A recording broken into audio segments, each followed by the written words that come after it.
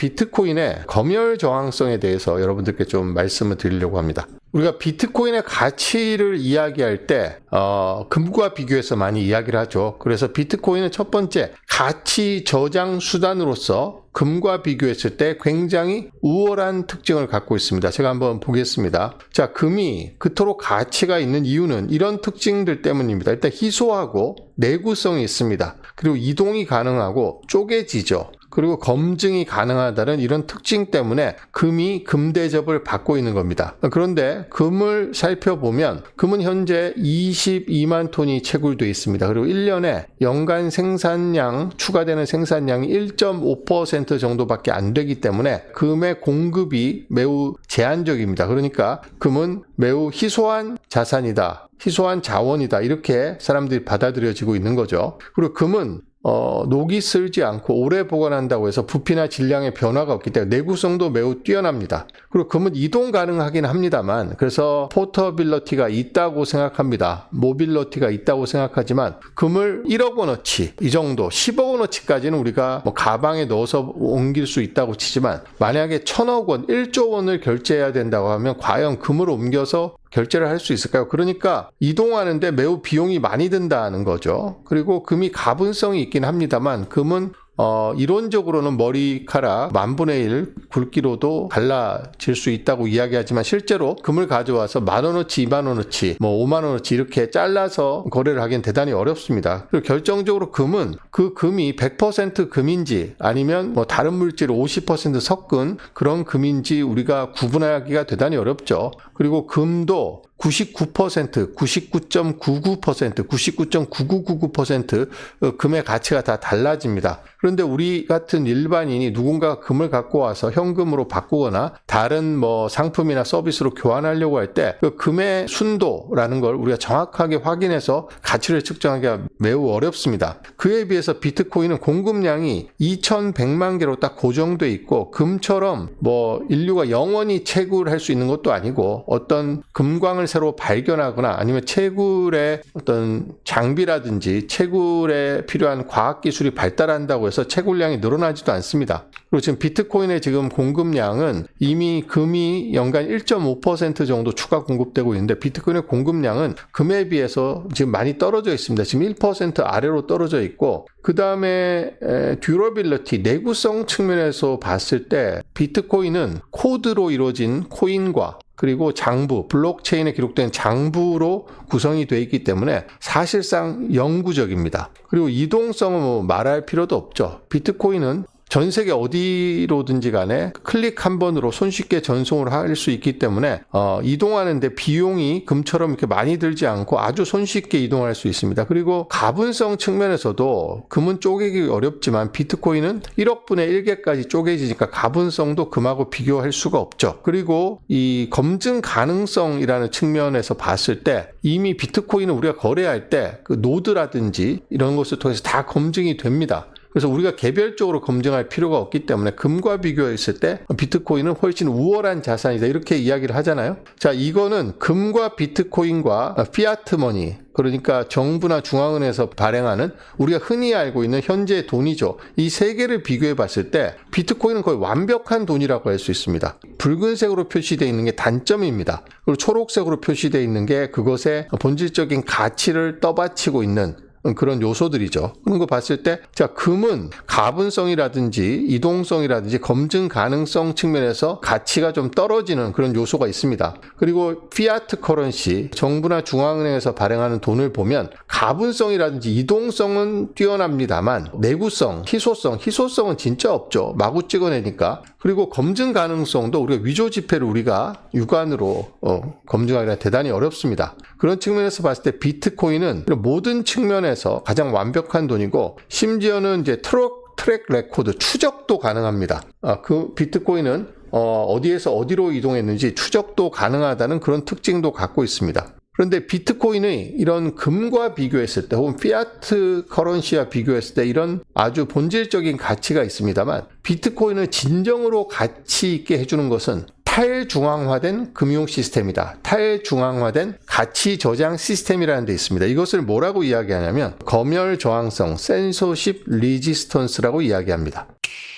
이것이 비트코인이 갖고 있는 가장 핵심적인 가치, 그리고 비트코인이 탈중앙화된 가치 저장 수단, 정부나 중앙은행이라든지 이런 데에 검열이라든지 이런 거에 걱정 없이 자유롭게 쓸 수 있는 그런 아주 가치 있는 수단이란 것을, 그런 특징을 보여주는 게 바로 센서십 리지스턴스, 검열 저항성입니다. 이 검열 저항성이야말로 비트코인의 핵심 가치 중에 핵심 가치입니다. 그러니까 비트코인을 금과 비교했을 때는 아까 제가 말씀드린 희소성이라든지 내구성이라든지 이동성이라든지 가분성이라든지 진위 확인 용이성이라든지 이런 컨셉으로 말씀을 드렸는데, 금이 갖고 있지 않은 핵심적인 가치가 비트코인의 검열 저항성입니다. 그래서 비트코인의 검열 저항성의 일단 기술적인 개념은, A가 B에게 비트코인을 보내려고 하는데, 보내려고 하면 노드가 이것이 유효한 거래인지 검증을 하고 채굴자들이 이 거래를 블록에 기록을 해줘야 됩니다. 그래야지 이 거래가 완성이 되는데, 이 채굴자들이 A하고 B의 거래는 내가 보니까 좀 마음에 안 들어, 그러니까 이 거래는 내가 기록을 하지 않을 거야, 이렇게 센서십을 발휘할 수 없다는 뜻입니다. 왜냐하면 수많은 채굴자들이 있기 때문에 그 사람이 거절을 해도 다른 사람은 블록을 생성해야지 비트코인도 보상으로 받을 수 있고 수수료도 받을 수 있기 때문에, 누군가는 그 인센티브 때문에 센서십을 하지 않고 거래를 처리를 해준다는 거죠. 그러니까 어떤 특정한 채굴자가 의도를 갖고 그 거래를 막으려고 해도 막을 수가 없다는 겁니다. 비트코인의 시스템에 따라서. 이것이 이제 비트코인의 센서십 리지스턴스의 기술적인 개념인데, 이거보다 훨씬 더 중요한 의미는 이것이 실제 우리의 삶에서 어떻게 센서십 리지스턴스가 작동하는가입니다. 여기 보시면 정부나 중앙기관의 통제 없이 누구라도 자유롭게 거래를 하고 거래 내역을 검열하거나 차단하기 어렵게 만드는 핵심 특징이 검열 저항성, 센서십 리지스턴스입니다. 이것이 비트코인을 어쩌면 가장 가치 있게 만들어주는 요소 중에 하나가 아닐까 생각을 합니다. 자, 비트코인의 센서십 리지스턴스를 설명하기 위해서 여러분들께 빠뜨릴 수 없는 내용이 있습니다. 사토시 나카모토, 비트코인의 창시자죠. 사토시 나카모토는 자기가 1975년 4월 5일이라고 적었습니다. 자기의 생일을. 그래서 올해가 2025년이니까 올해 4월 5일에 사토시 나카모토는 만으로 50살이 됐습니다. 그래서 전 세계적으로 사토시 나카모토의 생일을 축하하는 행사들이 열렸죠. 자, 한번 그걸 보겠습니다. 사토시 나카모토. 이것이 올해 사토시 나카모토의 생일을 축하하는 그런 이미지입니다. 올해가 50살이 됐기 때문에. 사토시 나카모토는 익명이죠. 누구인지 정확하게 알 수가 없습니다. 할핀이라고 사람들이 많이 알고 있는데 100%라고 할 수는 없는 거죠. 그래서 보시면 여기 마이클 세일러도 사토시 나카모토의 생일을 50번째 생일을 축하하는 트윗을 날리고 그렇게 했습니다. 보시면 사토시 나카모토는 본인이 밝힌 생일입니다. 1975년 4월 5일에 태어났다고 본인이 밝혔고요. 그 다음에 여기 2007년 5월에 비트코인을 개발하기 시작했다. 그리고 2008년 8월 8일에 비트코인 org라는 도메인을 등록했다. 그리고 2008년 10월 31일에 백서를, 그 유명한 백서를 발간을 하죠. 그리고 2009년 1월 3일에 제네시스 블록을 만들고 첫 번째 채굴에 성공하는데, 여기에 영국의 재무장관이 영국 은행에 구제금융을 제공하려고 하고 있다는 기사를 첨부를 했습니다. 그리고 2009년 1월 9일 날 비트코인 버전 1이라는 걸 발표를 했고요. 그 다음에 할피니에게 2009년 1월 12일에 첫 번째 전송을 10비트코인을 할피니에게 전송을 해서 첫 번째 트랜잭션이 완성이 됐습니다. 탈중앙화된 피어2비어의 첫 번째 거래였죠. 그리고 2010년 2월 24일엔 비트코인 로고를, 현재 우리가 쓰고 있는 이 로고를 세상에 공개를 했고, 2011년 4월 23일 날 마지막 이메일을 보내고 사라졌습니다. 그래서 사토시 나카모토의 일생은 1975년 4월 5일부터 2011년 4월 23일이다 이렇게 보는 거죠. 본인이 4월 5일로 기록을 하고 나왔기 때문에. 근데 사토시 나카모토가 왜 자기의 생년월일을 75년 4월 5일로 이야기했을까? 이 부분에 대해서 제가 말씀을 드리려고 합니다. 백서가 2008년 10월 31일 날 나왔는데, 백서가 왜 10월 31일에 나왔는지는 말씀을 드렸습니다. 마틴 루터의 종교개혁의 반박문이 교회 문에 붙은 날짜가 10월 31일이기 때문에 마틴 루터가 썩어 빠진 종교를 개혁하기 위해서 종교개혁을 시작했던 그날 자기는 피아트 머니로 촉발된 이 부패한 경제 시스템을 비트코인이라는 새로운 피어투피어 일렉트로닉 캐시 시스템으로 개혁해보겠다는 자기의 철학을 표현하기 위해서 10월 31일을 백서 출간 날짜로 백서를 세상에 공개하는 날짜, 마치 마틴 루터가 교회 개혁을 위한 반박문을 붙이는 것처럼 자기는 그것을 공개를 했습니다. 그리고 본인의 생일을 75년 4월 5일이라고 했는데 이 4월 5일과 75년은 다 의미가 있습니다. 보시면 75년은 미국 국민들이 금을 다시 소유할 수 있게 된 날입니다. 그리고 4월 5일은 미국 국민들이 금을 소유할 수 없게 된 날입니다. 그래서 금을 소유할 수 없게 된 4월 5일 그리고 금을 다시 소유할 수 있게 된 1975년을 자기의 생년월일로 선택했을 것이다. 이렇게 보는 거죠. 한번 보겠습니다. 자, 행정명령 61025라고 있습니다. Executive Order라고 이야기하는데요. 1933년 4월 5일에 대공황 극복을 위해서 개인의 금소유를 프랭클린 루즈벨트 대통령이 금지를 해버렸습니다. 여러분들 상상도 할 수 없는 일이죠. 국가가 개인의 금소유를 금지를 해버렸습니다. 그때 나온 게 이 정부의 발표 문서입니다. 자, Executive Order of the President라고 해서 4월 5일 날 1933년 4월 5일 날 개인은 금을 소유할 수 없다 라고 되어 있습니다. 그래서 만약에 이 정부의 금 소유 금지 행정명령에도 불구하고 금을 소유하는 거나 거래하는 게 적발되면 어떤 처벌을 받게 되는지 여기 써놨습니다. 그 당시 1933년 돈으로 $10,000의 벌금 또는 10년의 징역형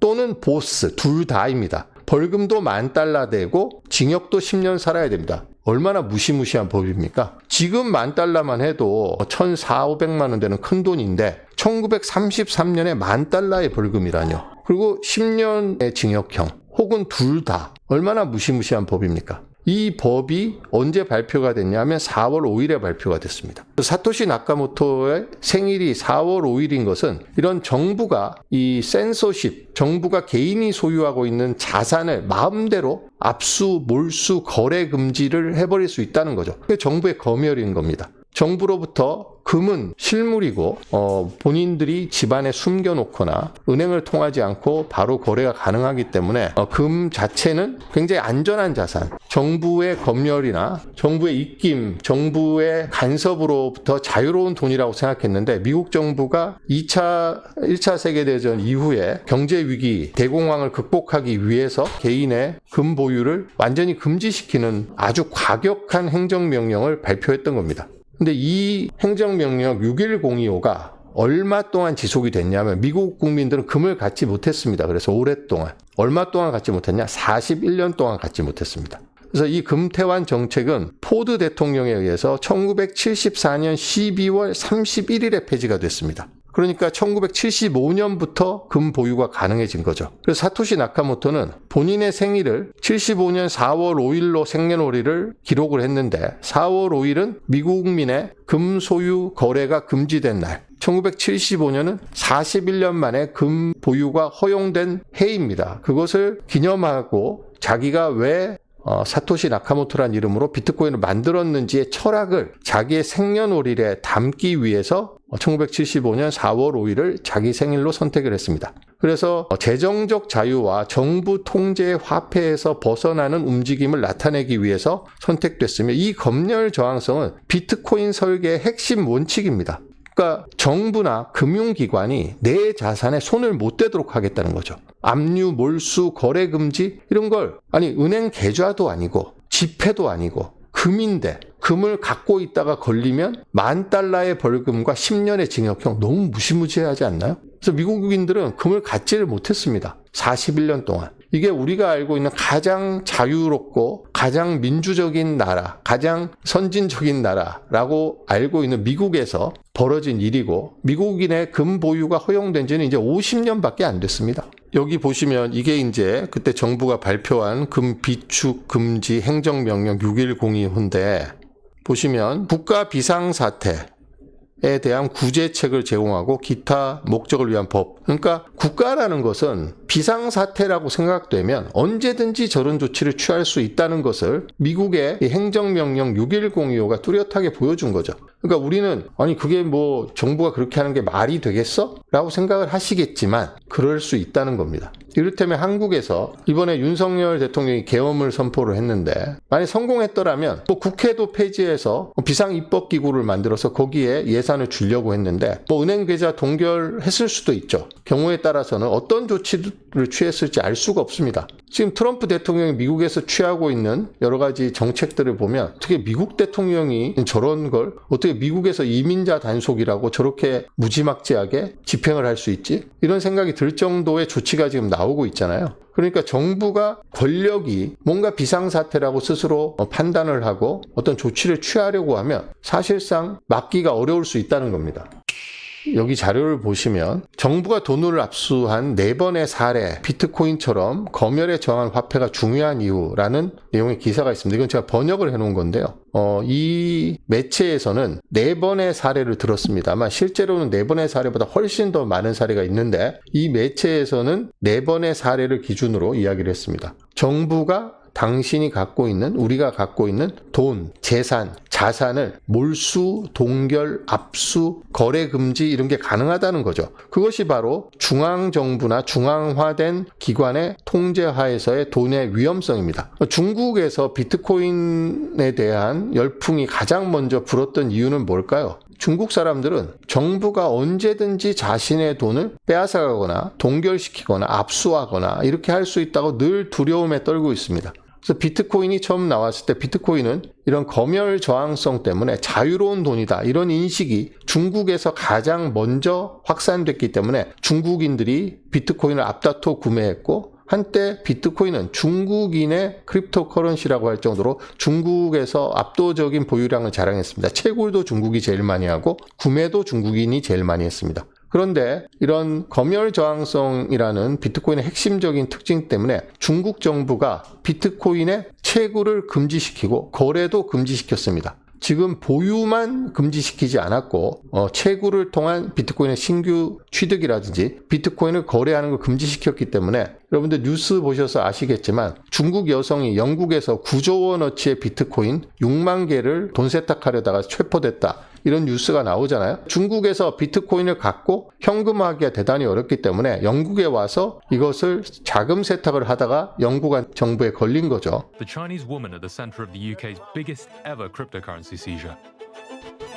After several years on the run, police finally arrest Qian Zhimian. The Chinese crypto queen pled guilty to money laundering, and that's kicked off a struggle over who gets to keep the seized Bitcoin. 그래서 중국 사람들은 지금도 자신의 돈을 비트코인으로 바꿔서 해외로 갖고 가서 이것을 안전하게 피신시킬 방법을 늘 궁리하고 있습니다. 그거는 바로 중국이라는 공산국가에서 중국인이 갖고 있는 모든 자산, 재산은 중앙정부의 통제와 관리하에 있다는 그런 근본적인 한계 때문이죠. 자, 여기서는 4가지 사례를 들었는데 브라질의 사례를 첫 번째 사례로 들었습니다. 브라질에는 1990년에 콜로르라는 대통령이 취임을 했는데 개인 은행 계좌의 80%를 동결을 시켜서 자기 통장에 돈이 있더라도 대부분 인출을 못하고 18개월 동안이나 이 조치가 지속이 됐는데 극히 일부만 인출해서 아주 급한 생활비라든지 이런 것만 쓸 수 있고 나머지는 인출을 금지시켜서 돈이 자신의 예금 통장에 있는 돈이 정부에 의해서 억류돼 있었습니다. 90년도에 일어난 일이니까 그렇게 오래된 일도 아닙니다. 두 번째가 이제 미국의 행정명령 61025를 사례로 들고 있습니다. 제가 61025에 대해서는 사토시 나카모토의 생일이 왜 1975년 4월 5일인가를 통해서 상세하게 설명을 드렸습니다. 이게 두 번째고요. 세 번째가 키프로스 사태입니다. 키프로스 사태는 비트코인이 태어난 이후에 벌어진 일입니다. 키프로스가 재정위기로 인해서 부실 채권으로 은행들이 파산 직전에 있으니까 키프로스 정부가 모든 예금자에게 세금을 10%씩 예금액의 10%의 세금을 물리고 또 보험에 들지 않는 10만 달러 이상의 예금을 동결시켜 버렸습니다. 그로 인해서 키프로스에서 난리가 났었죠. It's a big problem. As you can see around here, everything's empty. Businesses aren't working, there's no cash at all. If the European Central Bank puts limits on our withdrawals, it means people will run to banks and take whatever they have. 키프로스에서 당시 있었던 일을 2013년 3월 26일에 쓴 기사입니다. 키프로스 위기가 비트코인이 갖고 있는 검열 저항성이란 특징에 대한 가치를 사람들에게 인식시켜준 결정적인 계기가 됐다고 전문가들은 평가를 하고 있습니다. 자, 키프로스 구제금융에 대한 논의로 가상화폐, 비트코인의 가치가 급등했다. 이것은 지금 기사가 아니라 비트코인을 우리가 알지도 못하던 지금으로부터 12년 8개월 전의 기사입니다. 여기 보시면 비트코인 가격인데 그 당시 차트를 보시면 놀라실 거예요. 자, 여기가 가격입니다. 비트코인 개당 가격인데 비트코인이 2013년 2월 28일의 가격이 한 $30쯤 됩니다. $30. 지금 우리 돈으로 얼마죠? 개당 45,000원? 네, 42,000원? 그 정도밖에 안 됩니다. 비트코인이 개당 요렇게밖에 안 됐는데 키프로스에서 금융위기가 터지고 키프로스 정부가 고객들의 은행 예금에 세금을 물리고 동결을 시키려는 조치를 취하자 비트코인 가격이 이렇게 올라버렸습니다. 자, 쭉 오르기 시작하다 금융위기가 시작될 조짐을 보니까 비트코인 가격이 점점점 올라가기 시작하지만 이게 딱 처음 조치가 취해지니까 바로 급등을 해버려서 70, 80까지 가버렸습니다. 비트코인이 1.6배 상승을 했는데 여기 보시면 거래량이 올라가면서 비트코인 가격이 상승했다는 걸 볼 수 있습니다. 이래서 그 전에 미국의 행정명령이 6.1025가 나왔거나 브라질에서 그런 대통령이 은행 예금을 18개월 동안 동결시키는 조치를 취했을 때는 사람들이 와, 중앙정부가 내 돈을 이렇게 마음대로 뺏어가거나 동결시킬 수 있구나 하는 거 알았지만 달리 방법이 없었습니다. 그런데 2009년 1월 3일에 비트코인이 처음 나오고 극히 일부 전문가들만 비트코인의 가치를 알아보고 거기를 채굴하거나 그걸로 거래를 하거나 했습니다. 그런데 이 키프로스의 사태, 키프로스는 조세 피난처로 알려져 있기 때문에 유럽이나 러시아 부자들이 거기에 이자율도 높고 하기 때문에 돈을 많이 예치를 해놓고 또 휴양지니까 가서 거기서 놀고 즐기고 했던 곳입니다. 그런데 청천벽력과도 같이 키프로스가 모든 예금 통장에 있는 돈을 동결시켜버렸습니다. 아니면 세금도 10%나 뜯어가고 하니까 사람들이 이때 비트코인이 갖고 있는 아주 본질적인 특징 중에 하나인 검열 저항성의 중요성을 깨닫기 시작한 거죠. 야, 내가 은행 예금도 안 돼. 미국의 사례를 보면 금도 안 돼. 그럼 뭘 갖고 있어야 되지? 비트코인을 갖고 있으면 아무도 내 돈을 뺏어가거나 통제하거나 동결시키거나 압류할 수 없어. 그러면 이 비트코인이 갖고 있는 센서십 리지스턴스가 내 재산을 지켜주는 핵심적인 가치겠구나 라고 이때 처음 깨달은 겁니다. 그래서 비트코인 가격이 $30에서 $40를 넘어서 이제 $80 가까이 간 거죠. 이때 만약에 잠깐 딴 이야기 하겠습니다만 이때 80에 산 사람이 40에 못 샀다고 한탄을 할 수 있잖아요. 근데 지금 우리 입장에서 보면 지금 뭐 10만 달러가 깨져서 94,000달러라고 하지만 40에 사나 80에 사나 큰 의미가 없죠. 마찬가지로 미래에도 그렇게 될 거라는 이야기입니다. 비트코인이 갖고 있는 검열 저항성이란 게 정말 우리의 자산을 지키는 핵심적인 특징이구나 하는 걸 본격적으로 깨닫기 시작한 건 이때부터였다는 겁니다. 이 키프로스 사태에 대해서 말씀을 드렸는데 이 BBC 뉴스를 한글로 번역했습니다. 2013년 4월 25일에 쓰여진 이 기사인데 키프로스 금융위기로 인해서 사람들이 그럼 금을 보유해야 되느냐? 당연히 정부가 은행에 있는 예금을 동결시켰으니까 금을 보유하는 게 해법이다. 이게 이제 전통적인 생각인데 BBC는 이때 비트코인의 가격이 급등한 현상에 주목을 해서 비트코인이 해법이 될 수 있다는 이야기를 여기에 전하고 있습니다. 비트코인을 디지털 금이라는 비트코인에 갖고 있는 핵심적인 서사를 전달을 하죠. 그리고 여기 보면 비트코인을 사토시 나카모토가 만들었고 2100만 개로 제한돼 있고 양이 이런 것처럼 인플레이션으로부터 가치를 저장할 수 있는 수단이다. 이런 비트코인의 핵심적인 특징을 설명을 해줍니다. 그런데 이 기사가 지금으로부터 무려 12년 7개월 전에 쓰여 있기 때문에 비트코인에 대한 인식이라든지 그 당시 전 세계의 비트코인에 대한 채택률 같은 걸 보면 BBC 역시도 비트코인에 대해서 이때 완전하게 이해를 못한 것으로 보여집니다. 자, 여기 보시면 비트코인은 정부뿐만 아니라 인류 전체로부터 자신을 보호할 수 있다고 확신한다. 비트코인 신봉자들은 정치인이나 은행가 또는 민주주의의 변덕에 의존하는 대신에 비트코인 사용자들은 수학 법칙을 믿는다. 그렇죠. 2100만 개라는 그 발행량 엄격하게 설정돼 있는 더 이상 늘릴 수 없는 확정된 발행량이라든지 매 4년마다 21만 개의 블록이 생성될 때마다 이루어지는 반감기라든지 탈중앙화됐기 때문에 검열 저항성을 갖고 있다든지 이런 수학적 법칙을 믿고 있다는 거죠. 그런데 이때가 무려 지금으로부터 12년 전이었기 때문에 비트코인이 어떻게 발전할지는 알 수 없다. 아마도 폭락해서 실패하거나 경쟁 암호화폐에 밀려나거나 아니면 너무나 성공해서 정부에 의해서 폐쇄될 가능성이 크다라고 적고 있습니다. 전혀 지금 이후에 12년 7개월 동안 벌어진 일들을 보면 이런 예상은 굉장히 빗나갔죠. 자, 비트코인은 지금 미국에서 합법화의 길을 걷고 있고 그 다음에 ETF가 출시가 됐고 많은 상장 기업들이 비트코인 전략 비축을 하고 있고 국가들에서 비트코인을 전략적으로 비축하려고 있는 그런 움직임이 확산되고 있고 가격은 이 기사가 쓰여질 당시 한 $80에서 $100 정도였는데 지금은 좀 떨어졌다고는 하지만 10만 달러를 왔다 갔다 하고 있습니다. 그럼 100에서 10만 달러면 1000배 상승한 거죠. 100달러에서 10만 달러면 1000배가 상승을 했습니다. 그리고 경쟁 암호화폐에 밀려나거나 이거는 실패한 예측이죠. 지금 경쟁 화폐가 비트코인 없습니다. 사실상. 그리고 너무 성공해서 정부에 의해 폐쇄될 가능성이 크다라고 이야기했는데 지금 미국의 도널드 트럼프 행정부가 비트코인을 채택하고 도입하고 합법화하고 제도적으로 뒷받침하고 있고 미국 의회에서 이미 지니어스 법안이 통과되고 있고 클래리티 법안이라든지 다른 암호화폐 관련 법안들이 지금 줄줄이 통과를 기다리고 있다는 걸 보면 이 예측은 지금의 예측에서 크게 벗어나 있습니다. 어쨌든 BBC의 이 기사가 12년 전에 쓰여져 있는 기사인데 이 기사를 제가 설명드리는 이유는 이 BBC가 키프로스 사태로 인해서 비트코인의 검열 가능성이라는 그런 아주 핵심적인 특징에 대해서 집중적으로 조명했던 기사이기 때문에 제가 여러분에게 소개를 드렸습니다.